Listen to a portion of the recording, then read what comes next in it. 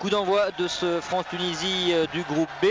Tournoi olympique à Sydney au pavillon avec des Français qui présentent Anctil, Casal, Jackson, Richardson en demi-centre, Villberger, Kervadec et Golic dans ce 6 de départ avec Christian Godin qui reprend sa place dans le but.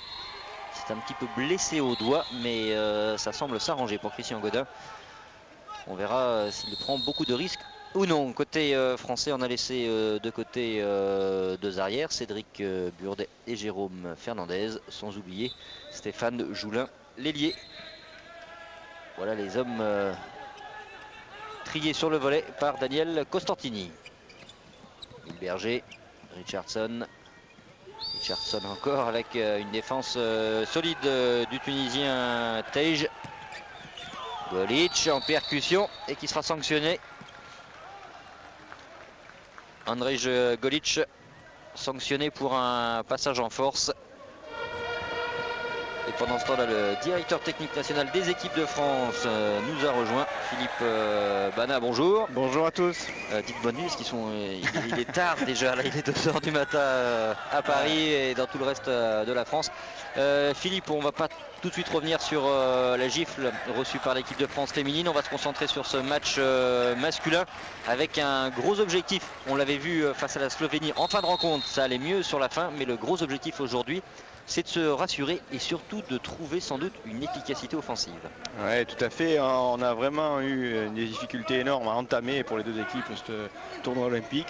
Il y a eu un moment de folie chez les garçons pendant 20 minutes. Chez les filles, ça a duré plus longtemps. Pour les garçons, là, l'idée, c'est se rassurer devant une défense tunisienne physique très haute, en 3-3, remarquer des buts, retrouver un petit peu les enchaînements qui ont permis à la fin à Jackson Richardson de donner le meilleur de soi-même. On a Daniel Costantini a sorti les grands gabarits. Il faut récupérer les ballons et c'est parti avec Bertrand Gilles. Bertrand Gilles, oh la défense illicite d'Issam Tej, le joueur de l'Espérance. Et premier carton jaune distribué par l'un des deux arbitres coréens. Il y a M. Kyu Ha Lim et l'autre c'est Yoon Kun Chung, en espérant que ces Coréens-là soient plus cléments que les Coréennes d'hier soir. Et un penalty pour Grégory Anctil, ça démarre bien.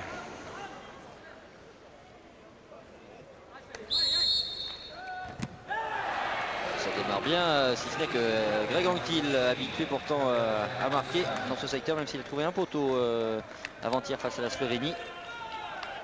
Daniel Costantini l'a bien dit dans le vestiaire, il a donné tous les enchaînements possibles devant cette défense 3-3, il a donné tous les enjeux. Il y a un danger très important pour l'équipe de France aujourd'hui. Elle a toujours montré par le passé qu'elle est capable de dépasser ces moments de difficulté. Ces moments de difficulté sont toujours venus et elle a toujours été capable de s'en sortir. Aujourd'hui, c'est un peu le match de vérité. C'est le juge de paix pour les tricolores. À nous de montrer qu'on est capable d'aller au bout de nous-mêmes, comme on l'a fait dans les 20 dernières minutes contre ce match contre les Slovènes. Marc Villberger est revenu apporter de l'expérience. On a sorti les grands gabarits pour jouer un jeu un peu plus rapide, un peu plus dynamique. Parce que du côté des Tunisiens, c'est du jeu excessivement rapide, avec comme ici le contre-attaque expert rapide qui finit sur un but. Avec un but signé Anwar Rayed, le joueur de l'Étoile de Sousse, l'ailier. Lui qui avait justement débuté par une sélection en équipe nationale de Tunisie face à l'équipe de France et avec une victoire à la clé, c'était à Tunis. Ouais, et tout de suite quelques petites fautes de main là, qui perturbent ces 3-4 premières minutes. 3 petites fautes de main d'attaque qui ne vont pas pardonner. Une défense rouge en 3-3, vous voyez, qui va très très haut, mais Marc Villberger trouve le premier débordement impeccable. Voilà. Allez, ce qu'avait demandé Daniel si le grand Marco, meilleur marqueur de l'équipe de France en championnat de France, si le grand Marco trouve la bonne carburation offensive, c'est un petit peu ce qui faisait défaut ces derniers temps chez Marc sur le plan international. C'est pour cela que Daniel Costantini a peut-être fait mine. En tous les cas, il l'a mis officiellement, ouvertement en balance pour sa sélection olympique. Mais s'il prend l'initiative, c'est quand même de bon augure. Marco est un joueur d'expérience, quelqu'un qui connaît bien le handball, qui va être très précieux dans ces matchs difficiles où il faut des matchs au couteau, un petit peu d'expérience pour aller truquer un jeu, pour aller, comme ici, prendre un premier débordement pour rassurer l'équipe de France en attaque. C'est bien parti pour l'instant, il faut tenir un petit peu. Mais malheureusement, on prend un petit peu l'eau, on est un petit peu bas, Bertrand Gilles se fait enfoncer. Et un avantage de 2-1 pour les Tunisiens. Avec Mohamed Madi, qui a quand même une grosse expérience internationale, puisqu'il a participé au Mondial 97. Il n'était pas de l'aventure du Mondial 99, Et c'est une équipe de Tunisie qui commence à s'habituer au grand rendez-vous. Et elle l'a encore démontré il y a 2 jours face à l'Espagne en cédant de 2 petits buts après avoir mené 17. Il faut avoir discuté tout à l'heure avec un des joueurs qui n'a pas été retenu par le coach tunisien Sayed Ayari juste avant la rencontre. Il m'expliquait qu'ils avaient vraiment laissé passer ce match qui semblait être leur match car ils ont très bien joué ces joueurs tunisiens avant de céder devant l'expérience de Dutchebaev et de ses compagnons. Ouais, ils les ont poussés vraiment dans les derniers retranchements. Ils sont extrêmement perturbants. Ils sont forts physiquement. Ils sont forts dans leur tête. Ils ont surtout, regardé cette défense qui vient nous chercher parfois à 9, 10. Au fur et à mesure que ça marche, elle monte à 11, 12 mètres et elle vient perturber très haut. C'est pour ça que Daniel Costantini a choisi une option avec Bertrand Gilles arrière, avec Jackson Richardson à côté, de manière à ce que les petits taureaux et les artistes passent au travers de la défense tunisienne. Évidemment, ça c'était un petit taureau artiste complet, Greg Anctil. Manque de réussite pour ses 2 premières tentatives. 2-1 pour la Tunisie. Il ne faut pas donner confiance aux Tunisiens parce que comme les Slovènes, c'est une équipe qui marche au moral à 100%, qui est capable de se dire qu'elle n'a strictement rien à perdre. Aujourd'hui, c'est un match vérité pour eux aussi. La place en quart de finale est très chère dans ce groupe avec 3 des premières équipes du championnat d'Europe de janvier qui sont présentes dans la même poule. Les Tunisiens au meilleur d'eux-mêmes, les Slovènes en gros progrès. C'est vraiment la poule la plus difficile des Jeux Olympiques. Les Tunisiens qui sont venus ponctuer leur préparation avec un gros stage en Allemagne avec des matchs amicaux à la clé face à des clubs. Et Costantini choisit toujours Bertrand Gilles, un peu comme au début du match contre les Slovènes, à avancer. Il va couper toutes les courses intérieures, comme ici. Il va ramasser tous les arrières tunisiens qui vont revenir dans son secteur. C'est une bonne façon de casser l'attaque tunisienne. Pour autant, 7 minutes et un seul but, c'est pas beaucoup. Il faut absolument qu'on arrive à engranger, soit en montée de balle, soit en attaque. Parce qu'hier, c'était 3 buts en 30 minutes pour l'équipe de France féminine face à la Corée. Ça, c'est probablement un record, triste record. Cauchemar qu'il faudra vite effacer contre la Hongrie demain après-midi. Espérons que les joueuses de Sandrine Mario sauront nous montrer ce qu'elles valent vraiment dans ce tournoi olympique. Jackson Richardson qui rentre à la place de Didier Dinard, un changement où on permute beaucoup du côté tricolore avec Marc Duberger qui change de côté, André Golic qui passe un petit peu derrière. Golic en poste de demi-centre avec Bertrand Gilles. Golic a pris une petite gifle et le jeu qui va continuer. Alors là carrément on va jouer avec tous les petits derrière et voilà. Et Duberger qui était passé en poste de pivot. Daniel Costantini nous sort sa ligne d'arrière New Look. Richardson, Golic et Bertrand Gilles. Il a pensé que les petits pouvaient battre les grands dans ce duel contre la Tunisie. C'est une très bonne idée. Il vaut mieux être mobile contre ces défenses très étagées. Les grands gabarits comme Jérôme Fernandez ou Cédric Burdet se seraient certainement plantés sur la 3-3 comme sont plantés les Espagnols il y a 48 heures. Pour l'instant, ça redémarre bien. Il faut continuer de tenir en défense. Il faudrait peut-être quelques contre-attaques pour nous faire du bien et nous rassurer tout de suite. Montée de balle tunisienne avec beaucoup de mouvements, avec notamment Tej. Bertrand Gilles, le hachoir tricolore qui ramasse tout ce qui vient à l'intérieur. Tous ses croisés reviennent sur lui. Il est fort. Il soulève avec 145 kg en développé couché. Il va essayer d'arrêter tout ça pour protéger Christian Godin. Bon service de Sioud avec le décalage pour l'ailier. Et balle perdue par l'équipe de Tunisie.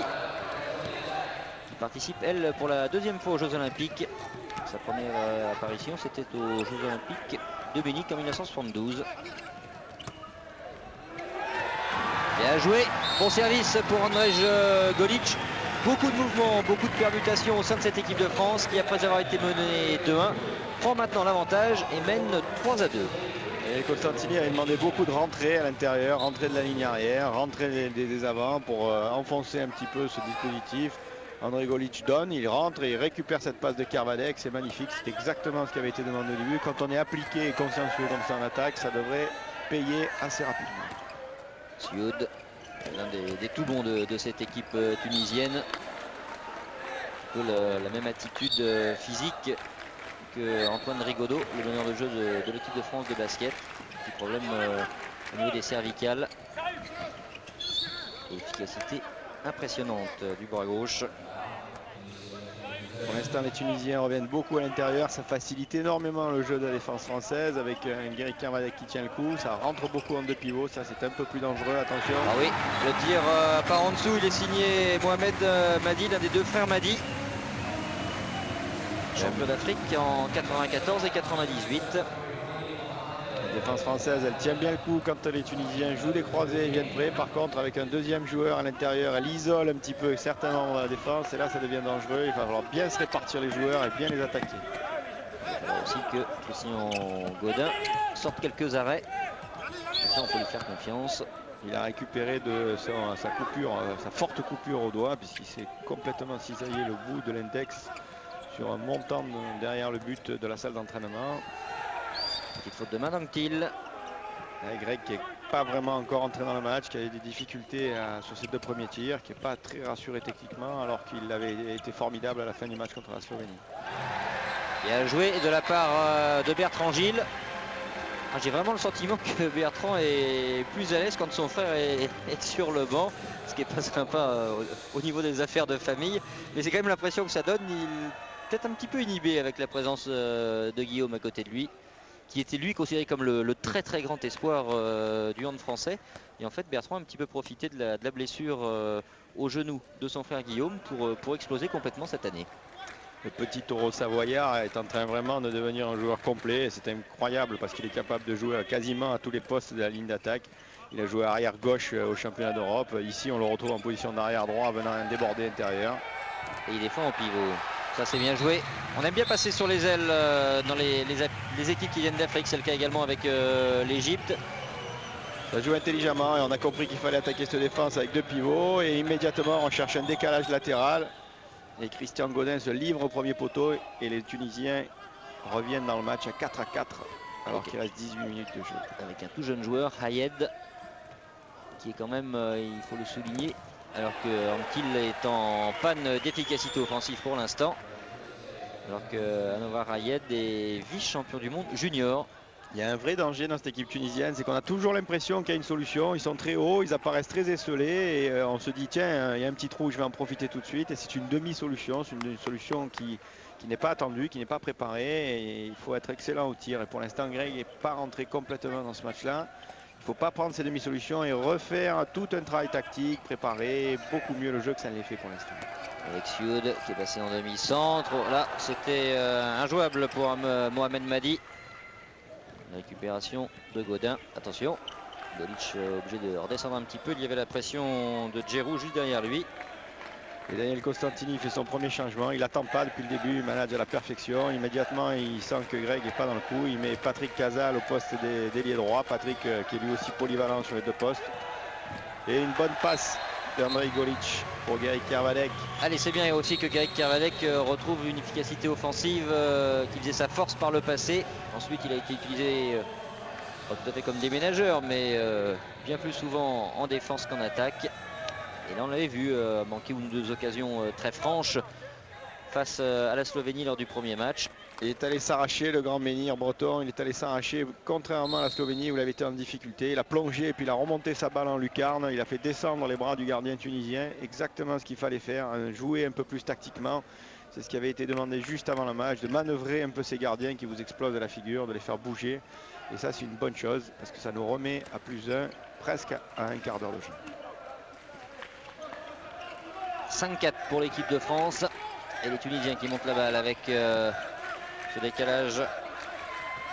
Toujours deux pivots pour eux, c'est une bonne idée pour essayer d'avoir cette défense. Et ça passe dans le dos malheureusement. C'est bien joué. Excellent service et très belle infiltration d'Issam Tej. On a beaucoup de mal à se répartir, les défenseurs, les attaquants. Et sur le renversement de balle, Didier Dinard sort, Kermadec sort et derrière c'est le trou. Ensuite, il fallait s'arrêter côté français, car sinon c'était défense en zone. Ouais, des défenses en zone où les arbitres sont impitoyables sur les tirages de maillot, sur les défenses en zone, des arbitres extrêmement sévères et rigoureux. Il va falloir être prudent dans tout ce tournoi olympique parce qu'il n'y aura pas de petite marge de manœuvre avec l'arbitrage. Guéry Kermadec qui sort. Les arbitres slovènes d'ailleurs qui n'ont pas donné le meilleur d'eux-mêmes dans le match juste avant. La table de marque s'y est mise un petit peu aussi. La Corée qui a fait match nul avec l'équipe d'Allemagne 24-24, mais très sincèrement en vue des dernières minutes du match, on va pas parler de vol hein, pour l'équipe de Corée, ce sera peut-être un petit peu fort, mais bon, l'équipe d'Allemagne a été bien favorisée, comme a été d'ailleurs la Yougoslavie, pour venir à bout en toute fin de match justement face à la même équipe de Corée. Les Coréens sont très polis. Après avoir mis une tannée à l'équipe de France féminine hier soir, ils n'auront jamais rien dit pendant toute la fin. Ils sont restés très respectueux de la règle comme d'habitude. Et par contre, ils ont montré eux aussi qu'ils s'étaient préparés à fond pour ces Jeux Olympiques avec, et ça c'est à souligner, une puissance offensive remarquable et une variété dans les combinaisons. Mais bon, ça ce sont les camps d'entraînement asiatiques en perspective lors des perspectives olympiques. Beaucoup de mouvements au niveau des Tunisiens, le tir en dessous mais avec une sortie de Guinard et Kervadec qui bien en solide meunière breton a fait des petits cailloux devant lui. Ouais, et dès que les Tunisiens n'arrivent pas à en faire entrer un deuxième pivot, on se retrouve dans une meilleure situation. On peut enfin broyer un petit peu les attaquants. Voilà Didier Dinard qui sort très très bien. On est offensif en défense et on ne se laisse pas enfoncer.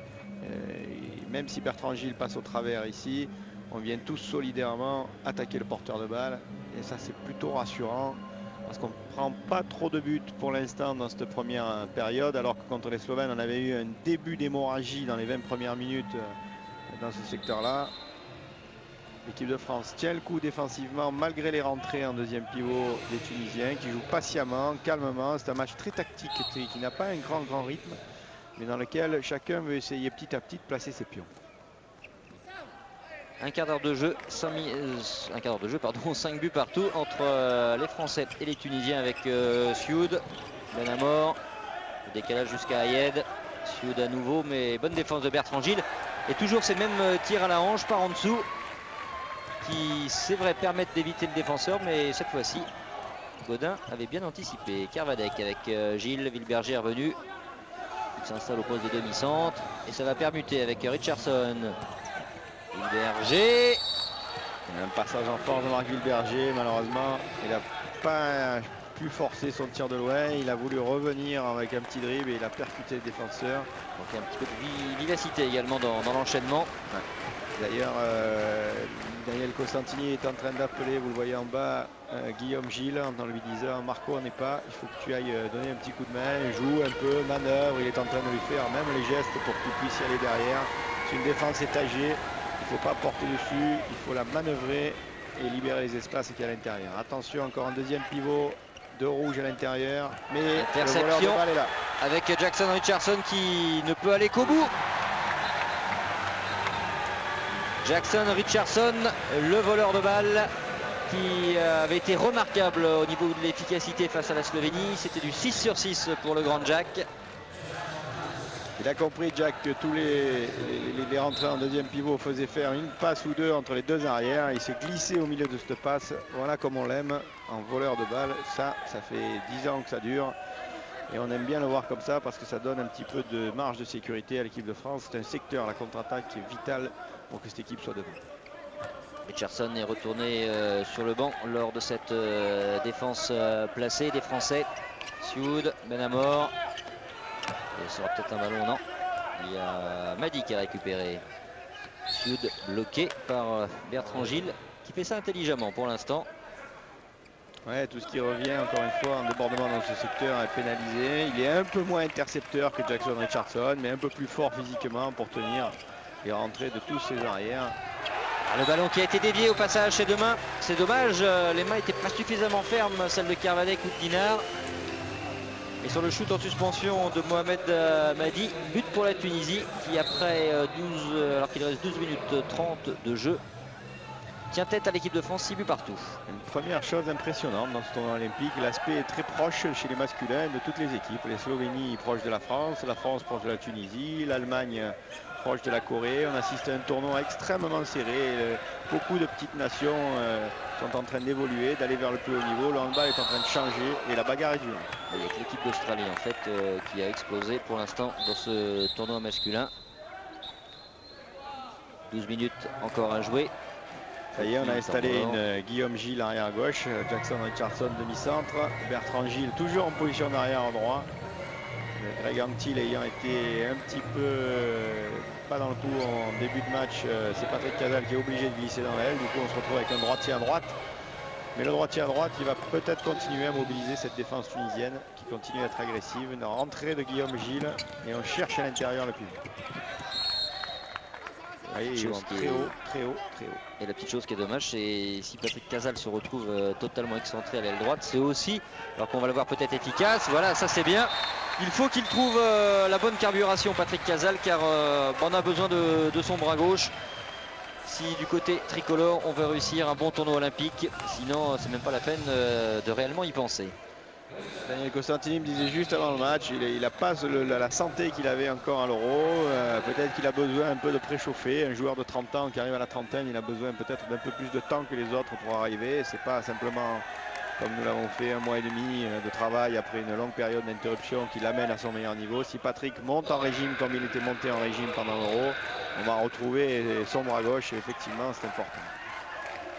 Attaque placée de la part de la Tunisie avec Benamor, Sioud, Madi encore qui a voulu chercher Tej au poste de pivot.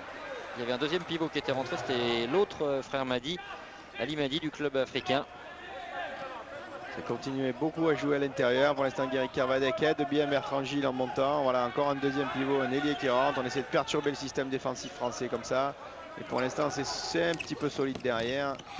Sioud qui est passé, oui. Il a manqué son interception, Bertrand Gilles. Il s'est fait éliminer imparablement par Sabi Sioud, le joueur de la Real Sociedad à Madrid.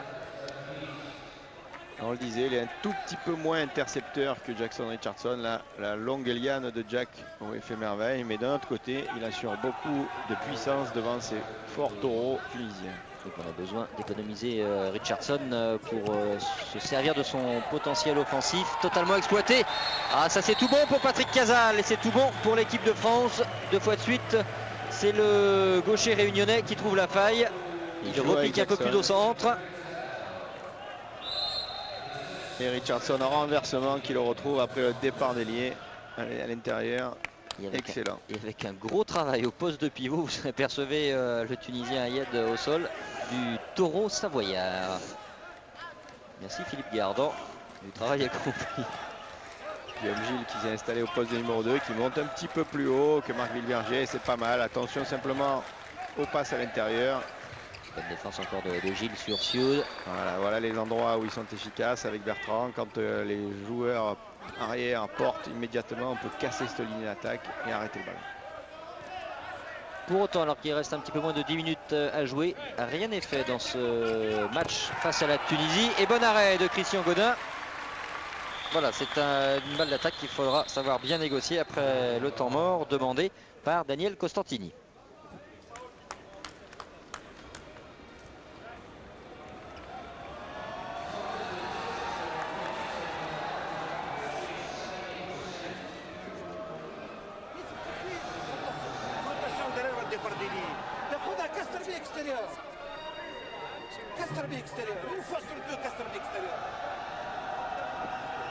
Le coach tunisien qui est en train de rappeler ses troupes. C'est un ballon important que va négocier l'équipe de Daniel Costantini. L'équipe de France mène 8-7 au pavillon de Sydney dans ce deuxième match. Et après le nul face à la Slovénie, il faut faire la différence aujourd'hui. Et pour l'instant, Philippe Bana, directeur technique national des équipes de France, ça se passe bien, mais on attend encore bien mieux, notamment de prendre de l'air au score pour pouvoir enchaîner différents mouvements. Ouais, d'être un peu plus efficace. On a encore une petite 10 minutes de rétention, pas de folie comme au premier match, mais une petite minute de blocage où on a loupé nos tirs, on a raté nos dernières passes. Après, depuis, ça va beaucoup mieux, on est repassé devant. Pour autant, il n'y a pas encore ce break de fait. Daniel Costantini, d'ailleurs, sent que c'est un moment décisif. Il vient pendant le temps mort d'haranguer un peu tout le monde, le point levé en leur disant foutez-moi un peu le feu à ce match parce que ce match est pour l'instant un petit peu somnolent comme ça, il manque un peu d'énergie pour aller au bout. Il a une pêche du tonnerre, Daniel, d'ailleurs ça fait longtemps que je ne l'ai pas vu comme ça et c'est un vrai plaisir parce qu'il est en train de ramener l'équipe de France du trou du début des Jeux Olympiques à quelque chose de plus sérieux et on est reparti avec la famille Gilles au poste d'arrière et Richardson en meneur de jeu. Richardson avec Guillaume Gilles, la défense tunisienne qui est montée sur l'attaque placée des Français. Jackson. Guillaume Gilles, oh, tout en puissance. Voilà des solutions offensives. Les combinaisons ont du mal à s'enchaîner, mais individuellement, les gars ont du jus. Et ça, c'est une bonne chose. Petit sentiment de révolte qui se dégage progressivement de cette équipe de France, qui veut montrer qu'elle a des capacités à faire valoir. Bon débordement intérieur, tire légèrement désaxé et le ballon va plus vite que le gardien tunisien. Ça va mieux côté français, c'est beaucoup plus organisé. C'est vrai qu'il est difficile de passer quelques schémas tactiques devant des défenses aussi étagées qui viennent vous chercher à 10, à 11 mètres. Donc c'est un petit peu du jeu à deux, des petits comportements individuels tactiques. Il faut être capable de feinter, d'éliminer son adversaire direct pour aller devant. C'est exactement ce que vient de faire Guillaume Gilles. Et le bon changement effectué entre Villebert et Guillaume Gilles redonne un peu d'air à l'équipe de France. Ben Amor avec la défense de Guillaume Gilles, très haute. Didier Dinard, le patron derrière, qui va pousser un petit peu tout le monde, qui montre la direction, qui fait les comptes. Guillaume Gilles qui se bat au poste numéro 2 très durement. Sioud, quel bras gauche. Il n'a pas toujours eu de la réussite face à l'Espagne, puisqu'il a été crédité d'un 5 sur 11 au niveau de l'efficacité entre les tirs, entre les buts et les tirs. Mais là, ça va très très vite. Regardez, même au ralenti. Il tire au travers, quasiment au travers de Guillaume Gilles. Christian Godin ne voit pas le ballon partir. Il la voit arriver au dernier moment. Et un seul but d'avance pour l'équipe de France à 7 minutes de la fin. Et quelques difficultés, attention à ce moment. Oui, balle à la Tunisie. On va rejouer d'ici avec Slim Zehani. Un moment difficile parce qu'un ou deux bons tirs tactiques des Tunisiens.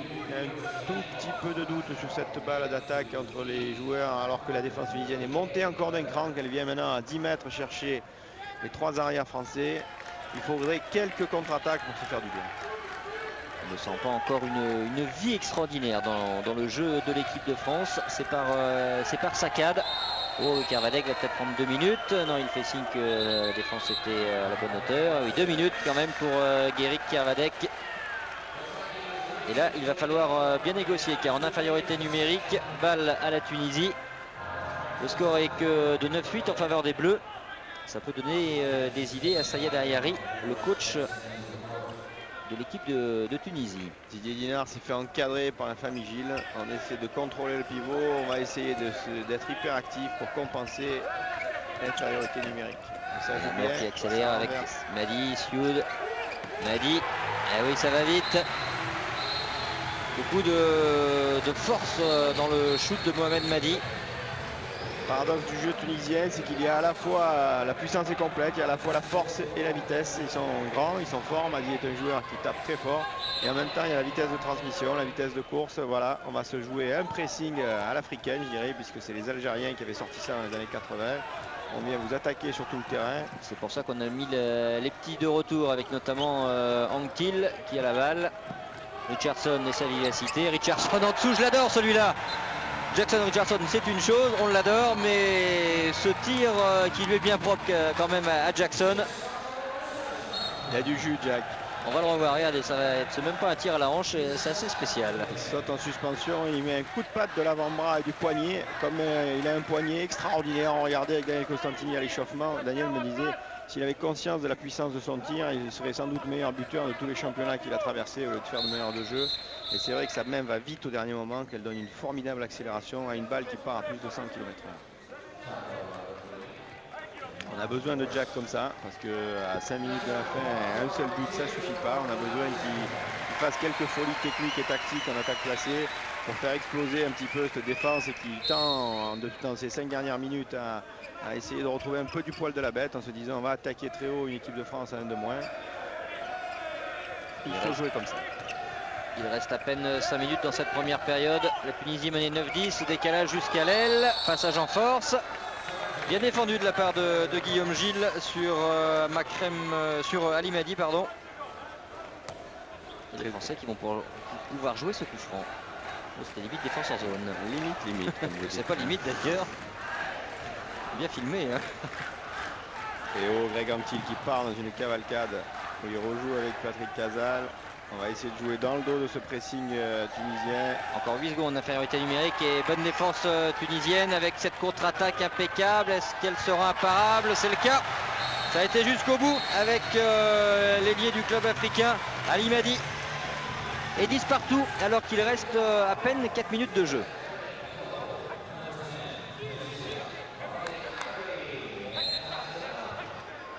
Moins de 4 minutes, l'équipe de France et la Tunisie sont à égalité, 10 buts partout. C'est une nouvelle mauvaise petite surprise qui pour l'instant se fait jour pour cette équipe de France.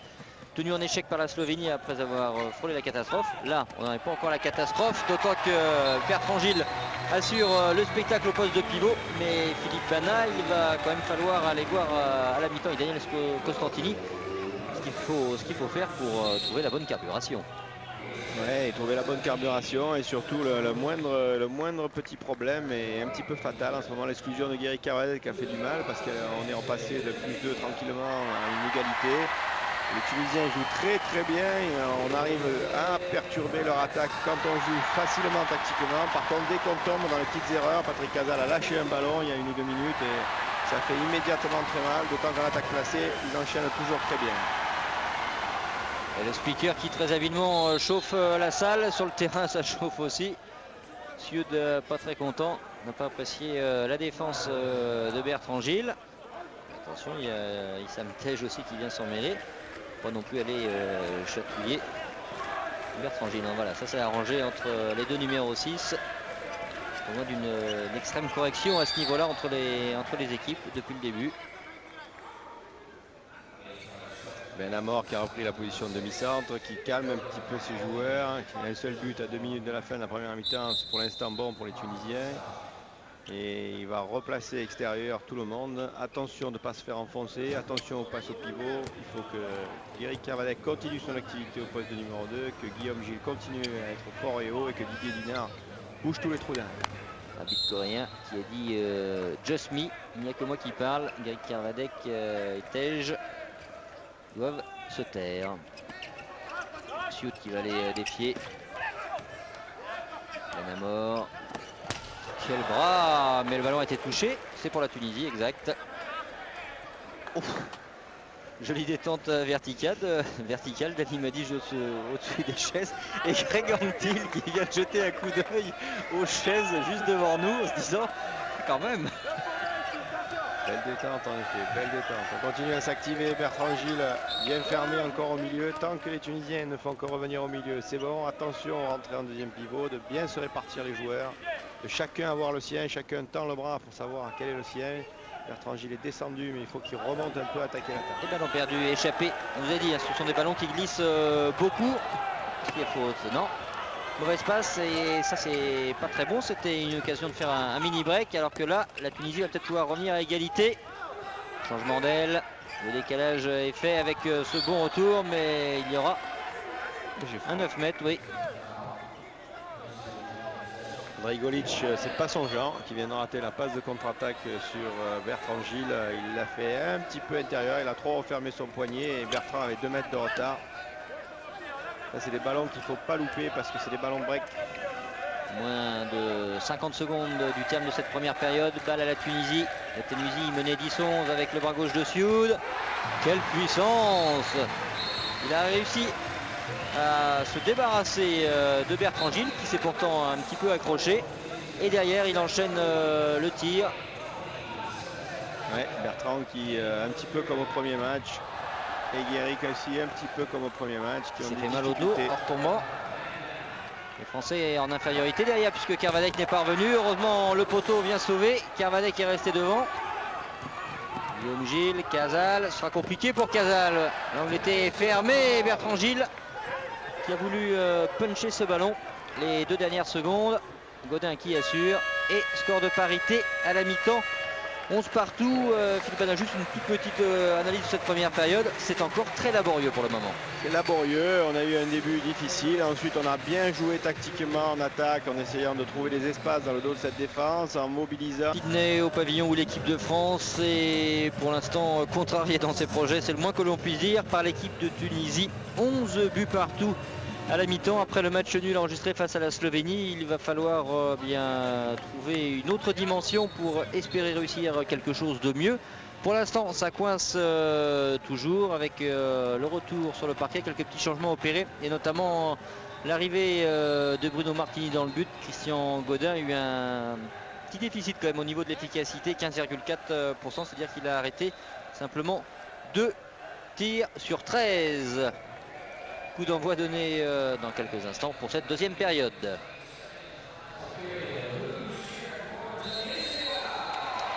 C'est parti avec la Tunisie qui se représente avec son 7 majeur. Et côté français, confiance à Casal et Golic, Ozel, Kervadec en défense avec la famille Gilles, Bertrand et Guillaume, ainsi que Didier Dinard. Et je vous l'ai dit, c'est Bruno Martini qui est dans le but.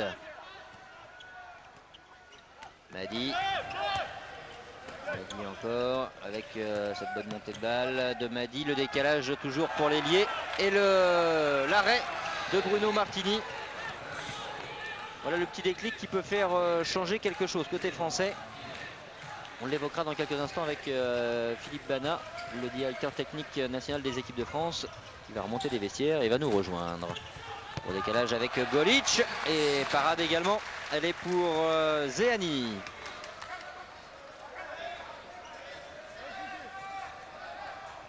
Guillaume Gilles, Jackson,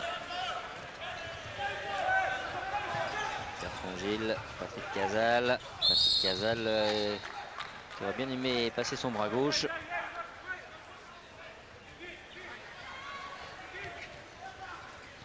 Bertrand Gilles avec Richardson, Guillaume Gilles, un seul pivot pour l'instant. La rentrée de Bertrand Gilles, non, ce sera un nouveau 6 mètres, un nouveau coup franc.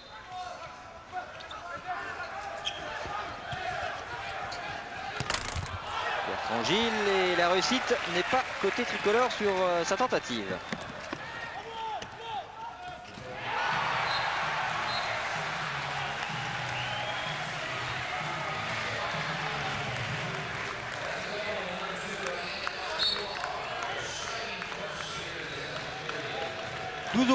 Pour l'équipe de Tunisie en ce début de deuxième période. On a retrouvé Philippe Bana avec Philippe. Quelles étaient les dernières consignes de Daniel Costantini pendant cette mi-temps? Surtout d'essayer d'être intelligent tactiquement, de s'investir physiquement comme il l'avait fait mais en première mi-temps pour les tricolores, mais surtout d'essayer de mieux jouer tactiquement au niveau de l'attaque placée, d'essayer de se démarquer, de ne pas rester collé dans les bras des grands défenseurs tunisiens qui sont à ce niveau-là extrêmement forts. Tout le handball nord-africain est excellent au niveau de la défense. Il faut se démarquer pour libérer des espaces. Alors, Andrej Golic va bénéficier d'un penalty. Et en prime, il y aura 2 minutes dehors pour Ali Madi. Les arbitres coréens, visiblement, avaient oublié de sortir l'ailier tunisien. Allez, Golic. Technicien hors pair, il ne pourra pas mettre d'effet.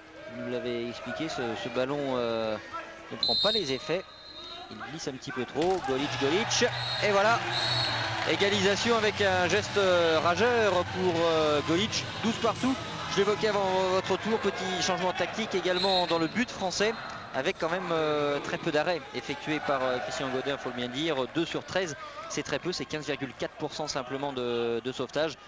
À ce niveau-là, ça ne suffit pas. Non, Bruno Martini est un bon choix de Daniel Costantini. Il avait déjà, après un moment de tension difficile avant la compétition, bien démarré. Il avait été un des artisans principaux du retour contre la Slovénie.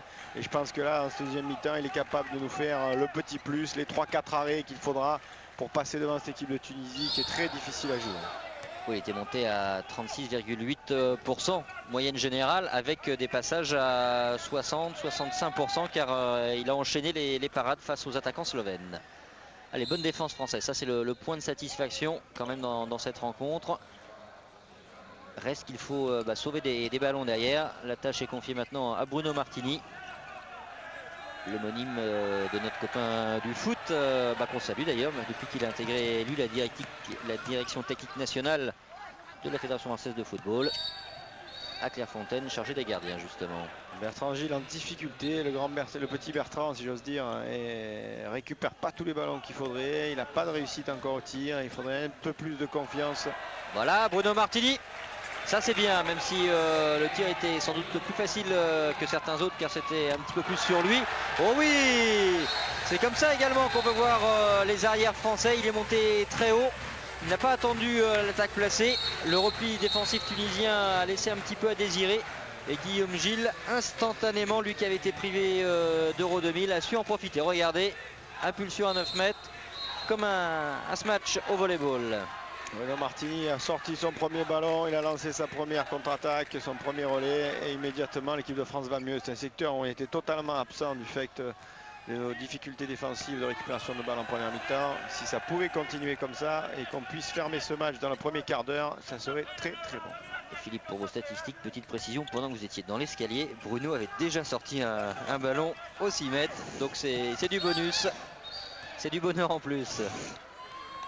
Bertrand qui essaie de se reconcentrer, on sent sur son visage qu'il n'a pas sa réussite habituelle, il a tendance à s'énerver un petit peu, à se dire mais qu'est-ce que je fous là alors que je peux casser la baraque comme je l'ai fait à l'Euro, j'apporte simplement la moitié de ce que je sais faire. Ça va un peu mieux pour Guillaume Gilles aussi qui est allé chercher très haut les attaquants tunisiens, un peu plus de conscience dans la défense. On va se trouver de la confiance offensive maintenant avec Golic, Guillaume Gilles, Greg Anctil, il y a Casal à l'aile droite, permutation bien évidemment entre les deux hommes. Beaucoup de mouvements là au sein de la défense française pour se défaire de cette défense étagée. Kervadec qui part de loin, Kervadec, oui, le menhir breton qui s'est lâché. Les encouragements de Daniel Costantini, c'est plus fluide dans les enchaînements français. Des petits croisés, Guillaume qui vient chercher Guéric, une bonne feinte, une feinte de passe, il change de main, il trouve la lucarne du gardien tunisien, voilà, qui va lui donner confiance. Il en a bien besoin, Guéric, dans ce tournoi olympique. Il doutait, je le regardais dans le vestiaire, il était en train de me dire mais qu'est-ce que je fais, c'est pas moi. Et là, s'il trouve 2-3 confiances, 2-3 options qui lui permettent de réussir un petit peu, il va se redynamiser partout et là ça va faire mal. Quand on l'a revu sur le ralenti, il est inarrêtable. Officiellement sur les fiches, hein, il est à 106 kg. Ça veut dire que lancé, alors que Bruno Martini continue son festival derrière. Bruno est un gardien qui a besoin de confiance, qui a besoin de ne pas se laisser, d'être tranquille. Là, il a acquis une bonne confiance. Et pas oui, tour à tour, les joueurs français s'éclatent en attaque, même si il y aura finalement un coup franc pour l'équipe de France, un jet franc. Il y avait eu un changement d'aile réussi par Bertrand Gilles. Il passe son bras à Patrick Casal. Mais comme il marque en zone après cette faute, on est revenu au jet franc. On réessaye de 2 pivots à l'intérieur. Il y a plus de mobilité entre Kervadec et Bertrand Gilles dans la défense adverse. La roulade de Jackson Richardson. Le judo, c'est en centre-ville, hein. C'est pas ici. Très très bien joué. Il a feinté, il a changé de main lui aussi. Je dribble avec la main gauche, je me la mets dans la main droite et je me fais arracher le bras. Voilà une bonne exclusion qui pourrait permettre à l'équipe de France d'atteindre peut-être 3 ou 4 buts d'écart à 23 minutes de la fin de ce match et de se libérer psychologiquement parce qu'on sent une espèce de pesanteur peser sur cette équipe. Comme si ils avaient le monde sur le dos alors qu'ils sont largement les moyens d'être au-dessus de ça. Et il faut se libérer. Parfois, souvent dans l'histoire, ils ont été obligés d'aller au bout d'eux-mêmes pour se libérer et atteindre les plus grandes performances. Est-ce qu'on peut être de bon augure dans ce tournoi olympique? C'est tout ce qu'on peut souhaiter. Plus 2 pour l'équipe de France. Il reste 23 minutes à jouer. Supériorité numérique actuellement face à l'équipe de Tunisie. C'est incontestablement une balle capitale dans la suite de cette rencontre. La passe, elle était mal assurée par Patrick Casal. Peut-être un petit peu trop de colle, ce qui fait que le ballon est parti dans les airs. Dommage. C'est vrai qu'il est léger ce ballon, c'est vrai qu'il est magnifique, il est plaisant à voir à la télé, il est agréable, mais la glissance et le fait qu'il soit très allégé pose un vrai et réel problème d'adaptation aux joueurs pour l'instant. Je dis pour l'instant parce qu'un joueur s'adapte à tout et qu'on finira bien par le faire tourner ce ballon dans tous les sens pour lui donner les effets possibles et imaginables avec des joueurs comme Richardson, c'est pas un problème. Les Tunisiens en infériorité numérique encore pendant 1 minute 12. Madi, Benamor, décalage avec le pivot, non, bonne défense de Didier Dinard. Ça aide bien du côté du ballon, Didier derrière couvre tout, il est systématiquement du côté du ballon, le grand rock.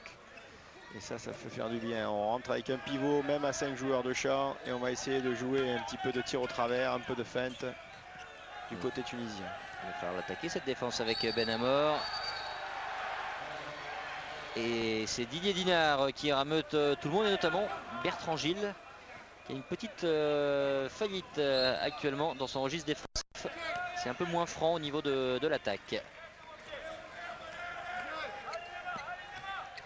essayer de ne pas prendre ce but, surtout en infériorité numérique pour les Tunisiens. Ça nous donnerait une vraie confiance. Dieu merci, les Tunisiens marchent sur les fautes de Guéry Kermadec et de Didier Dinard. But non validé pour Mohamed Madi qu'on retrouve. Benamor. Et ballon donné à la France.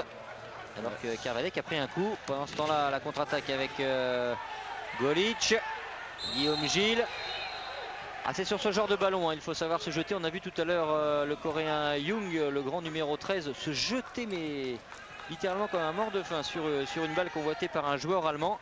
Ça fait un petit peu défaut dans ces duels actuellement. On l'avait déjà vu face à la Slovénie. Daniel Constantini s'est pris la tête à deux mains au bord du terrain, là, en se disant bon sang, mais jamais on va avoir un contre favorable. Pourtant, il faut se jeter sur ces ballons. Guillaume a essayé, mais systématiquement, la balle revient dans les mains tunisiennes.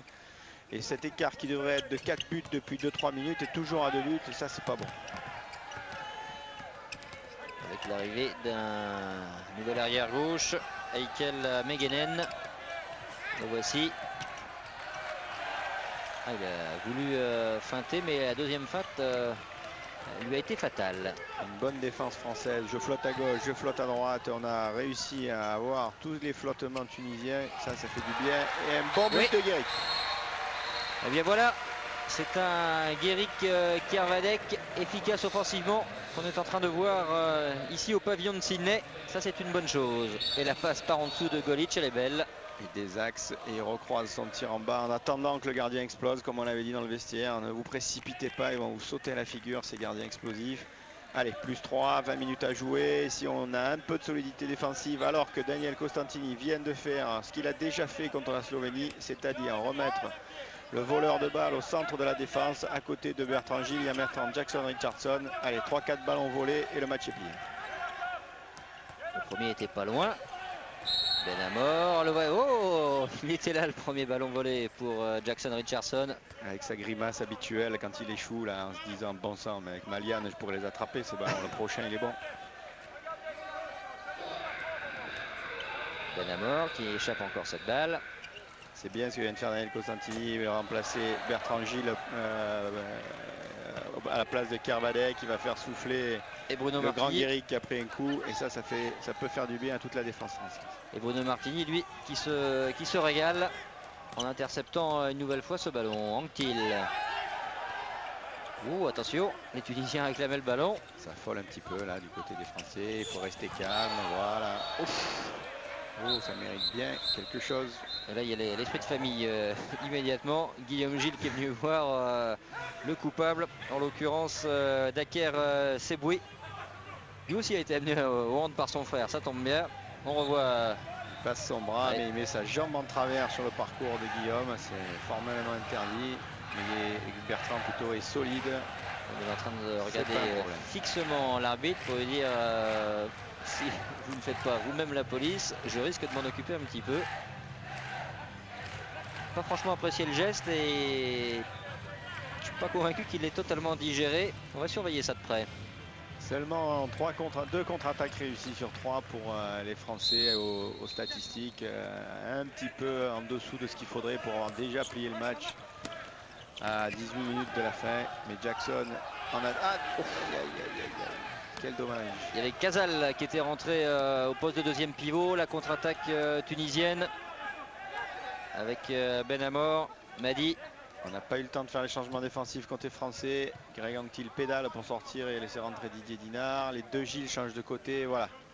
On se remet avec Jackson Richardson au milieu, plutôt en 5 et lui devant. Et retour de Mganem au poste de demi-centre côté tunisien.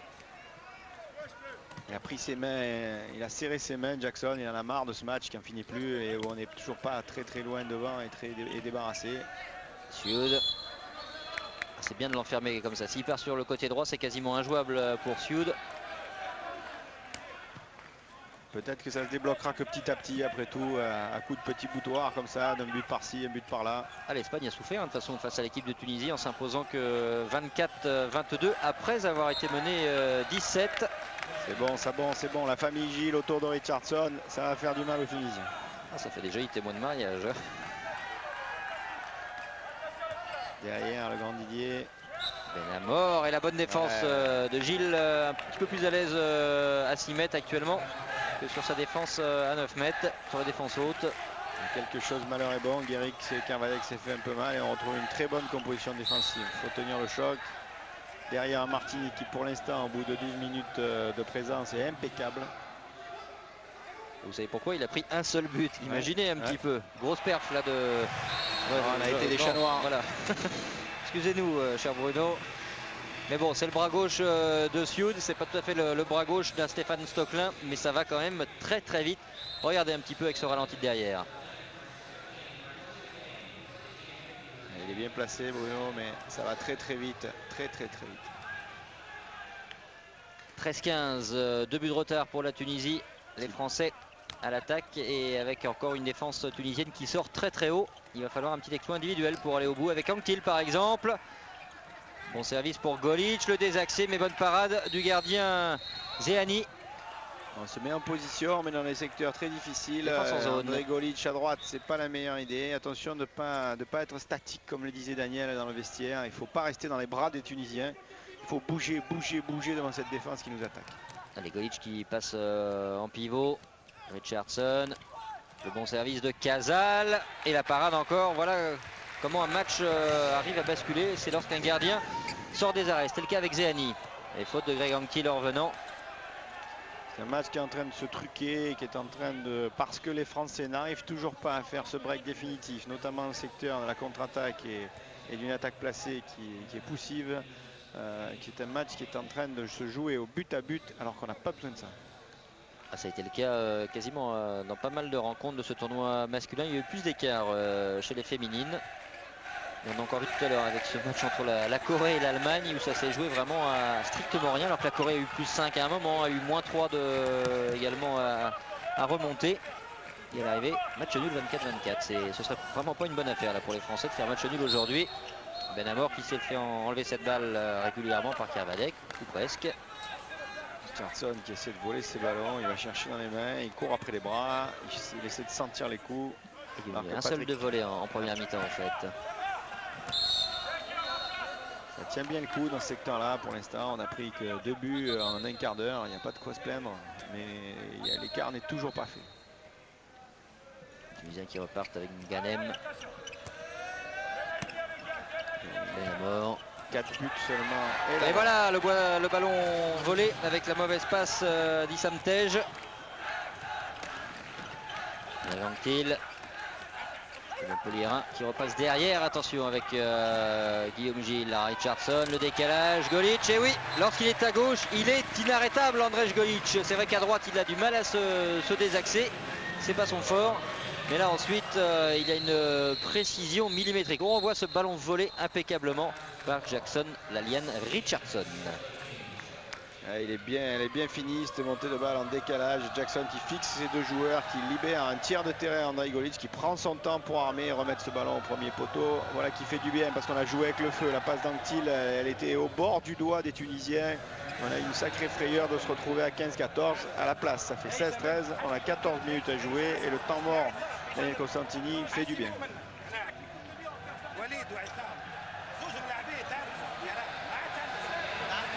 16-13 pour l'équipe de France. On va juste profiter de la présence de notre consultant athlétisme qui savoure ces Jeux Olympiques une petite minute pour avoir le sentiment de Stéphane Caristan. Stéphane, bonjour. Quoi de neuf depuis la cérémonie d'ouverture? Bonjour, mais j'ai été sur des sites différents, la natation, entre autres, pour voir le missile australien en action. C'était vraiment fantastique. Et puis j'ai hier été voir les Français à l'entraînement en Arabine. Donc voilà, je profite un petit peu de la semaine avant l'athlétisme pour prendre la température de ces Jeux Olympiques. Les fiches seront à jour avec Alexandre, tout va bien de ce côté-là. Absolument, on travaille de ce côté-là. Bon, sinon, votre sentiment général, non pas sur ce match, mais sur ces Jeux Olympiques, vous l'avez vécu de l'intérieur en tant qu'athlète. Comment vous voyez ça en tant mi-journaliste et mi-spectateur, on va dire? Disons que c'est différent parce que là, j'ai vraiment l'occasion d'aller voir n'importe quelle discipline sur chaque site. Et donc ça c'est un privilège que les athlètes n'ont pas puisque les places maintenant sont vraiment distribuées avec parcimonie. Donc ça c'est un luxe inestimable. Et c'est vrai que j'ai la possibilité de me rendre compte un petit peu de l'ambiance qu'il y a dans chaque sport et de la manière dont les Australiens supportent les différentes disciplines.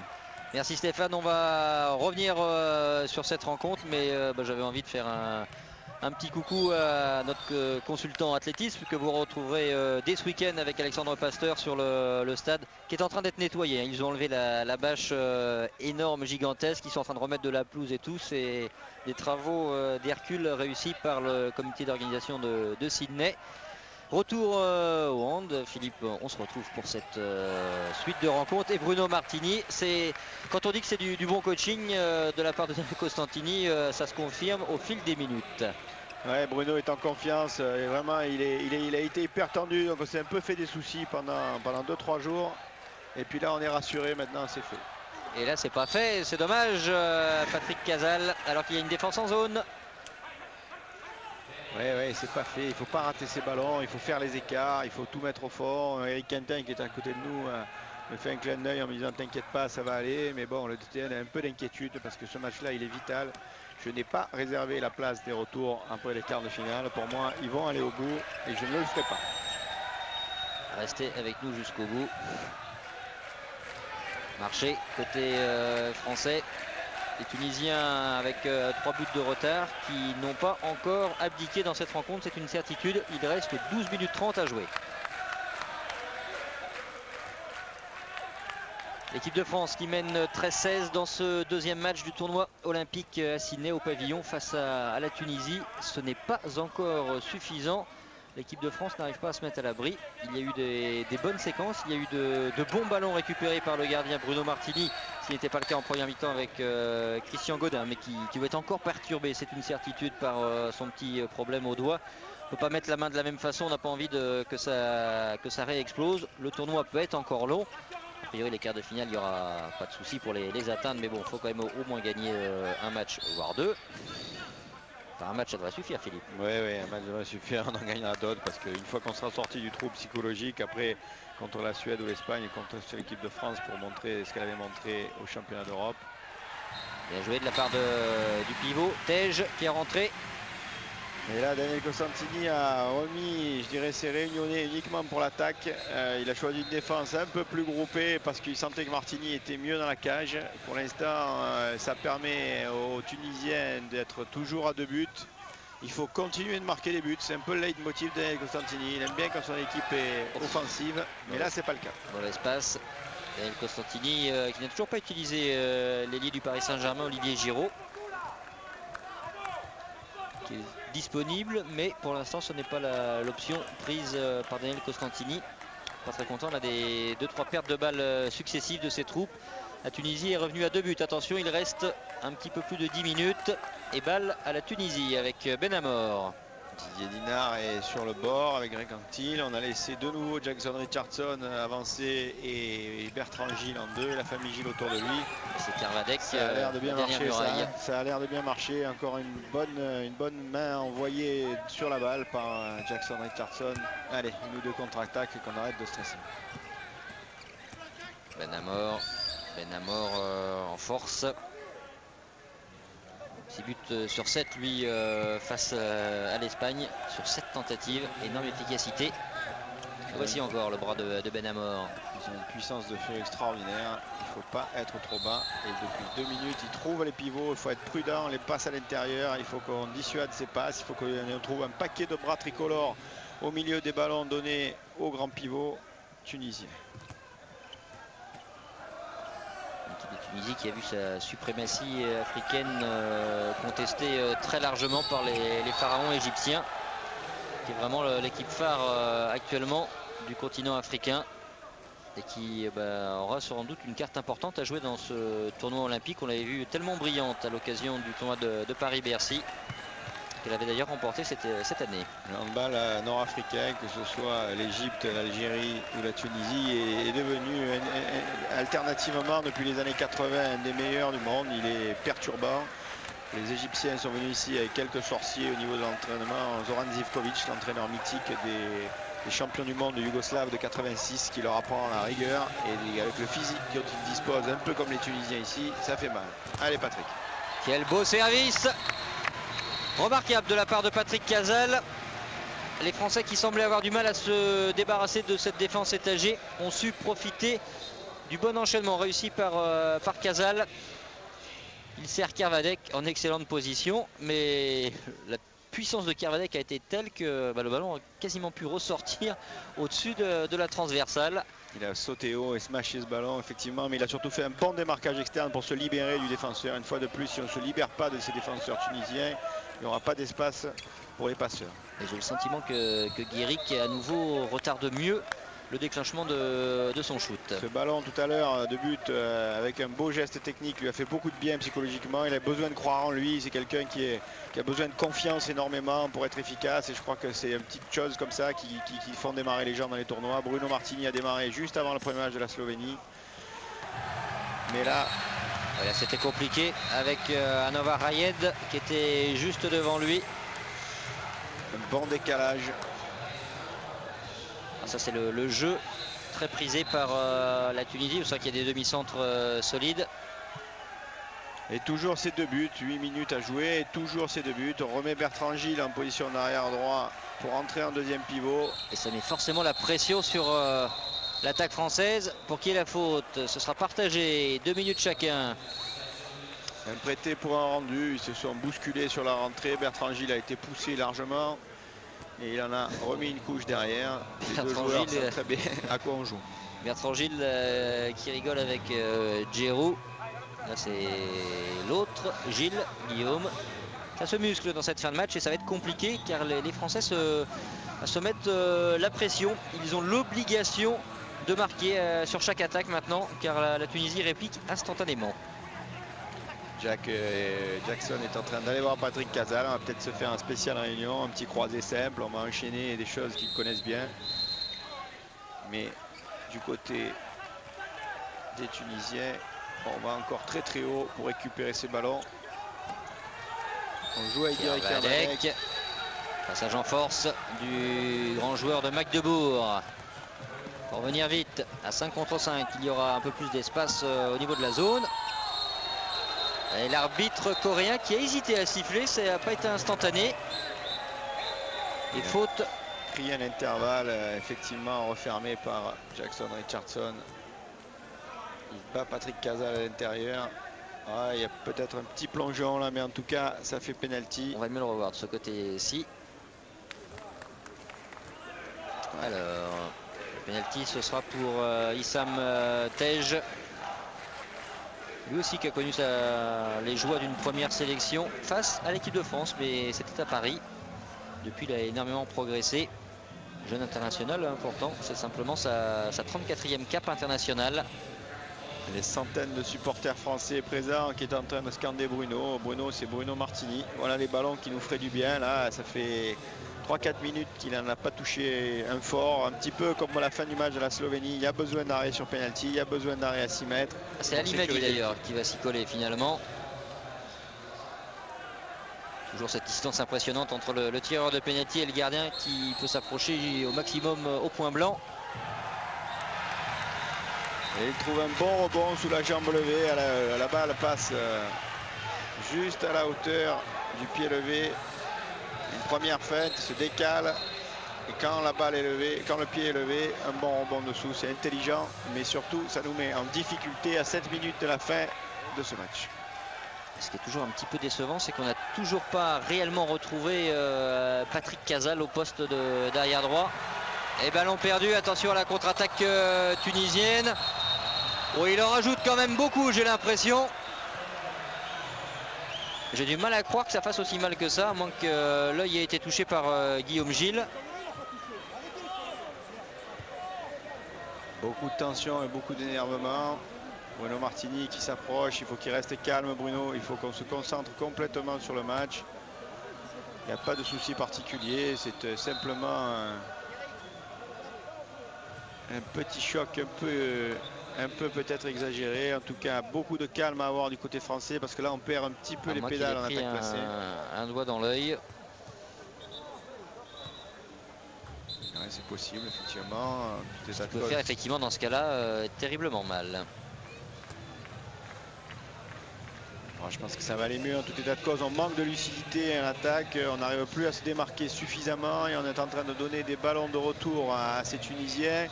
On risque encore de se refaire les 5 dernières minutes. Un infarctus dont l'équipe de France est coutumière depuis 12 ans. Certainement que Daniel Costantini doit se les remémorer. Ça fait 10 ans qu'on vit des cauchemars qui finissent souvent bien. Mais on en a vécu des paquets avec des stress à 180 au niveau du cœur. Espérons que les Français, une fois de plus, sauront nous sortir de là. J'ai bien l'impression quand même que Daker Seboui en a rajouté, car s'il a déjà plus mal à l'œil, c'est pas bon signe. Ça veut dire qu'il n'a pas eu aussi mal que ça. Enfin bon, on va pas non plus polémiquer à ce niveau-là. 4 joueurs en défense. Il tient plus l'oreille qu'autre chose. 4 joueurs en défense après l'exclusion de Guillaume Gilles. Voilà qui est un peu inquiétant. 4 contre 5. Mais bonne intervention de Greg Anquetil. Bien joué de la part de l'ailier montpelliérain. Ouais, qui nous sort une bonne balle là, alors qu'il était un peu transparent dans le match depuis le début. Ah oui, alors la confirmation, Philippe Bana, vous n'êtes pas obligé de recruter un jour dans un club français. Seboui qui est déjà de retour, il a strictement rien. Bon, c'est pas un comportement terrible de la part de l'international tunisien. Anquetil qui a un petit peu forcé son tir. Ça folle là, il ne faut pas s'affoler, il faut rester calme et autour du jeu, attention à l'intérieur. Oui, la parade de Bruno, bravo Bruno Martini. Ah ça réveille un match. Et ce sera peut-être l'arrêt décisif de cette fin de rencontre. Il reste 5 minutes 40, la France mène 17-16. Elle est en infériorité numérique pendant encore 50 secondes. Et balle d'attaque. Il ne faut pas s'affoler. Qu'est-ce qui s'est passé? On a dit reprise de dribble, comme s'il avait dribblé et redribblé une seconde fois. Un match un petit peu décousu, une pression énorme ici au pavillon 2. Le chemin du dôme des demi-finales est encore loin. L'équipe de France rame, elle se bat, elle essaie de faire ce qu'elle peut pour conserver l'avantage dans ce match, ce qui lui mettrait dans une situation psychologique un peu meilleure que le début de ce tournoi olympique. Et je suis pas convaincu, si l'équipe de France était accrochée jusqu'au bout, que la sortie se passerait forcément bien avec notamment Daker Seboui. On surveillera ça, les Tunisiens en pleine confiance avec ce but égalisateur à 4 minutes 45 de la fin. 17 partout entre les Français et les Tunisiens avec cette montée de balle d'Ali Madi. Ouais, ça a bien joué, ça a décalé. Voilà, on est de nouveau 6 avec Patrick Casal qui est en parallèle. Le pressing tunisien main, il est quasiment sur le demi-terrain. Normalement, des joueurs comme Jackson, des joueurs comme Golic derrière devraient nous sortir de là. C'est leur passes, hein, quand même. C'est leur qualité. Oui, bravo, bien joué Bertrand Gilles. André Golic l'a trouvé à l'intérieur. Le petit coup d'épaule qui fait bien au niveau Patrick Casal d'écarter le défenseur. Voilà. Et on part de l'autre côté. Bien. Allez, une bonne défense encore. 18-17, 4 minutes à jouer. Arrêt de Bruno Martini, on va plier ce match. Même avec la peur, il n'y a pas de petite victoire. Seule la victoire sera belle de toute façon pour l'instant. Concernant l'équipe de France. Il nous amènerait à 3 points avant d'attaquer les ogres. Le tournoi olympique, c'est un long chemin. Toujours bien groupé, il ne faut pas être trop bas, il ne faut pas oublier d'aller attaquer. Bien Guéric, il ne faut pas oublier d'aller attaquer l'attaque tunisienne. Pas la laisser prendre de l'élan. Madi et Benamor sont des tireurs à longue portée. Décalage jusqu'à l'aile avec Madi. Benamor qui ne passera pas son bras, il y a les mains de Guillaume Gilles, bonne défense. C'est Verdun dans les 9 mètres des tricolores. Benamor, Bruno Martini est là. Ils nous ont tout fait depuis 10 ans. Super Bruno Martini dans cette deuxième période. On est un petit peu pauvre au niveau des statistiques hein, sur les sites de handball et de basket, désolé. Mais ça doit être au moins son 7 ou 8e arrêt, je pense. Tout à fait. Et surtout des arrêts qui donnent confiance et qui sont dans des moments importants. Les arrêts dans le money time, ça n'a pas de prix. Ah, là, il vient d'avoir 2 de suite. Une bonne balle en lucarne, c'est pas sa spécialité en plus. Golic qui force à l'aile. Oui, oui, Andrej Golic qui a fait le tour de Tège. André, il a toujours été l'homme des moments importants. Ma foi, il rate le facile, mais un peu comme Eric Quintin dans l'histoire, il réussit le difficile. C'est tout ce qu'on lui demande à 2:30 de la fin du match, à +2 pour l'équipe de France. Un bon ballon à rebond qui remonte sous la barre. 2 minutes 20 à jouer, 19-17 pour l'équipe de France dans ce deuxième match tricolore du tournoi olympique masculin de handball à Sydney. Après le match nul face à la Slovénie 24 partout, il faut à tout prix s'imposer face à la Tunisie. Ça se démultiplie, même si on est battu sur les 1 contre 1 tunisiens. On a du courage. Guéric Carvalek allait défendre jusqu'à l'aile. Bertrand Gilles est revenu. On défend un peu en tranchée. Là, on attaque moins l'attaque, mais par contre, on se protège. On protège le but parce que maintenant, c'est conserver cet avantage, le but des tricolores. 2 minutes pile à jouer. Et on saura si l'équipe de France peut repartir avec le sourire malgré tout du résultat. Voilà un ballon volé. Je ne suis pas convaincu de la faute de Didier Dinard, s'il fait signe que oui. Vite se replacer, il faut vite se replacer. Voilà qui est fait. Allez, Guillaume Gilles qui reste très haut, Bertrand aussi.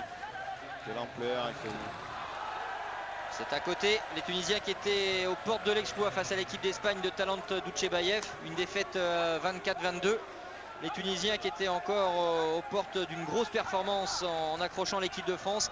Mais à 1 minute 20 avec 2 buts de retard, on peut espérer que les Français qui avaient quand même réussi à hausser leur niveau à l'Euro 2000 parviennent à maîtriser cette fin de rencontre. Attention au pressing, ça va jouer sur un demi-terrain en pressing complet. Il ne faut pas faire de bêtises, il faut garder son ballon.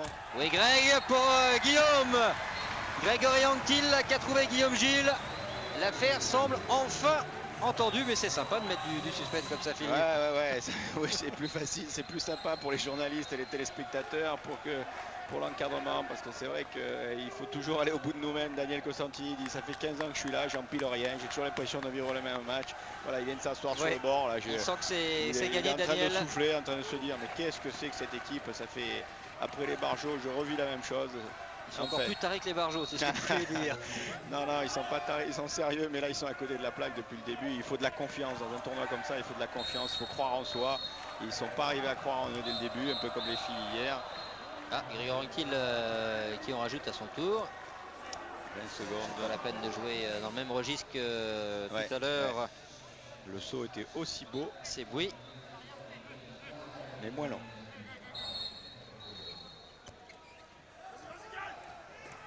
C'est un petit peu du style devine qui je suis. Voilà une bonne affaire en tout cas. Même les 2 changements pour le pressing, le dernier pressing tunisien, n'y feront rien. Ouais, ça ne changera plus grand chose maintenant. 2 secondes, 1 seconde, peut-être un dernier shoot, même pas. C'est terminé, la sirène sur cette victoire 20-17 de l'équipe de France dans ce deuxième match après le match nul face à la Slovénie. C'est une bonne opération sur un plan comptable, Philippe Bana. Et la comptabilité, ça compte dans un tournoi olympique parce que de temps en temps, la confiance, elle vient de la comptabilité. Il fallait se donner confiance, un peu comme s'est donné Guéric Carvalek en réussissant ce ballon, un miracle, un peu comme nous a donné Bruno Martini avec ses quelques arrêts. Et le diesel français va peut-être enfin faire en sorte que la lumière orange s'éteigne et qu'on atteigne les ogres avec de la confiance, de l'énergie et peut-être le retour des grands Burdet et Fernandez pour taper par-dessus les Suédois, les Espagnols. Ça, c'est de l'avenir. À tout de suite.